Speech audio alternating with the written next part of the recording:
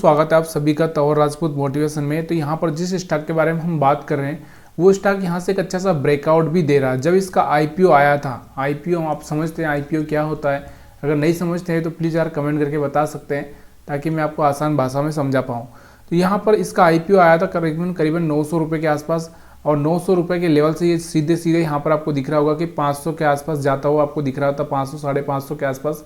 तो यहाँ से सोचिए, यहाँ से अगर हम बात करें तो करीबन 40% के आसपास में गिरावट आई थी इसमें। उसके बाद में 40% के आसपास जो रिकवरी हो चुकी है, यहाँ पर आपको दिख रहा होगा 40 क्या यहाँ पर आपको दिख रहा होगा डबल के आसपास यहाँ पर हो चुका है स्टॉक। तो यहाँ से आपको दिखाई दे रहा होगा जिस स्टॉक के बारे में हम बात करें वो 1100 1150 के लेवल पर भी जा चुका है।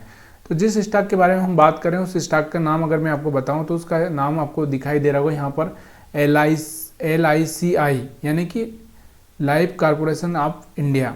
तो यहाँ से इस कंपनी के बारे में अगर हम बात करें तो यहाँ से आपको दिख रहा होगा, अगर डेली टाइम फ्रेम पे आप देखोगे तो यहाँ से आपको दिख रहा होगा कि अच्छा सा यहाँ से एक मोमेंटम आपको आता हुआ दिख रहा है। यहाँ से आपको दिख रहा होगा 950 से सीधे 1000 रुपये के आसपास जाता हुआ आपको दिख रहा है।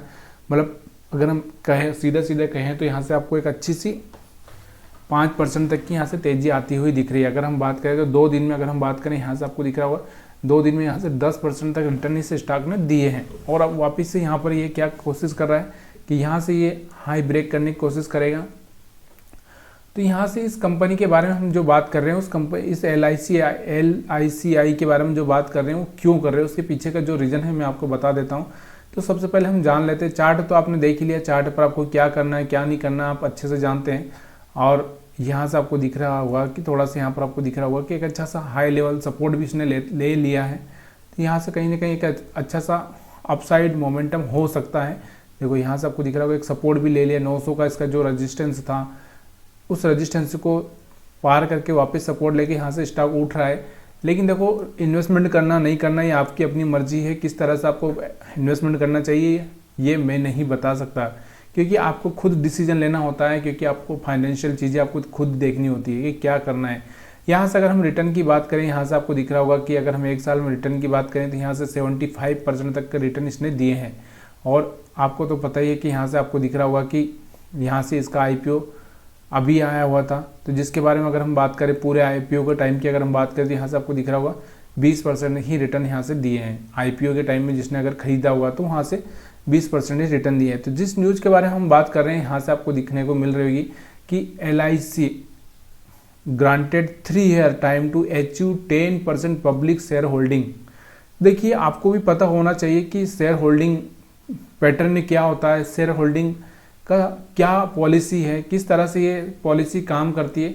एक्चुअल में यहाँ पर जो मैं आपको बताना चाहता हूँ कि देखो इस कंपनी में जो है वो शेयर होल्डिंग की अगर हम बात करें तो बहुत कम है, 2.5% के आसपास यहाँ पर शेयर होल्डिंग है।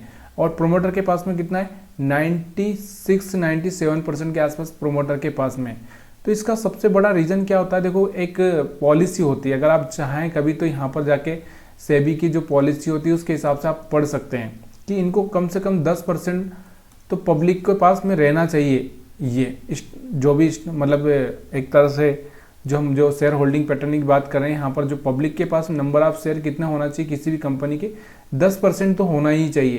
तो ये यहाँ पर आपको दिख रहा होगा, तो यहाँ पर आपको दिख रहा होगा बहुत कम है। अगर हम बात करें 2.5% है, तो अगर ऐसा नहीं हुआ तो कंपनी के ऊपर क्या होता है थोड़ा सा एक्शन लिया जाता है। लेकिन इस बार क्या हुआ कि यहाँ पर इन्होंने ग्रांटेड कर दी, ग्रांटेड मतलब परमिशन दे दी है कि 3 साल में आपको ये अचीव करना है, 10% public share holding pattern achieve करना है। मतलब कि भाई 10 मतलब 3 साल में कर लेंगे 10%, आसानी से हो जाएगा। तो यहाँ पर इनको एक मौका मिला है, इस खुशी में यहाँ पर स्टॉक पर आपको एक देखने को मिल रही है कि जो एक अच्छी सी बाइंग देखने को मिल रही है। तो यहाँ से कहीं ना कहीं जो भी यहाँ पर लोग इस न्यूज़ को जानते थे उन्होंने यहाँ पर ट्रेडिंग प्लान किया हुआ और एक अच्छा सा प्रॉफिट यहाँ से उन्होंने किया होगा। तो हम बात कर रहे हैं जिस कंपनी के बारे में, तो यहाँ पर उसके बारे में अगर हम बात करें, इसके बाकी चीज़ें भी अगर हम बात करें, जैसे इसके यहाँ से अगर हम बात करें यहाँ से, तो इस कंपनी के बारे में आपको पता ही क्या करती है। इंश्योरेंस, सीधे नाम से ही आपको पता चल रहा है इंश्योरेंस। अगर हम बात करें 6 लाख करोड़ के आसपास की इनकी यहाँ पे मार्केट कैपिटल है। प्रॉफिट लॉस की अगर हम बात करें तो यहाँ से अगर देखेंगे तो प्रॉफिट लॉस की अगर हम बात करें तो नेट प्रॉफिट की अगर हम बात करें यहाँ से क्वार्टरली, तो अगर आपको दिखाई दे रहा होगा तो यहाँ से आपको दिख रहा होगा करोड़ के आसपास, मतलब 9,500 करोड़ के आसपास यहाँ से इनका क्वार्टरली प्रॉफिट है।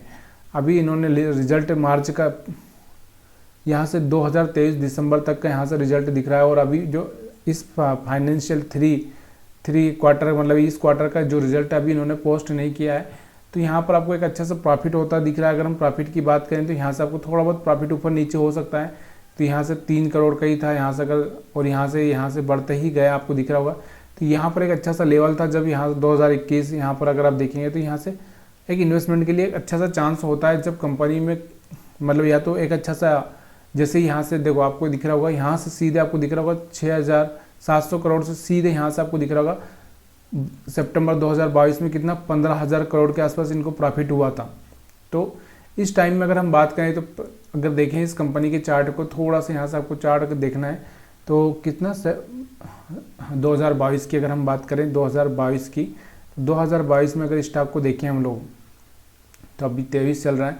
तो यहाँ पर कहीं पर कंपनी को अगर हम बात करें तो यहाँ पर कहीं पे कंपनी को, यहाँ पर आपको दिख रहा होगा, यहाँ से जो मोमेंटम आया था प्रॉफिट के हिसाब से आया था, फिर यहाँ से एक छोटा सा मोमेंटम आपको दिख रहा होगा। तो यहाँ से आपको दिख रहा होगा 2023 अप्रैल की अगर हम बात करें तो 2023 अप्रैल में ऐसा क्या हुआ था कंपनी को, तो यहाँ से 2023 अप्रैल में यहाँ से आपको दिख रहा होगा, फिर से यहाँ से आपको दिख रहा होगा।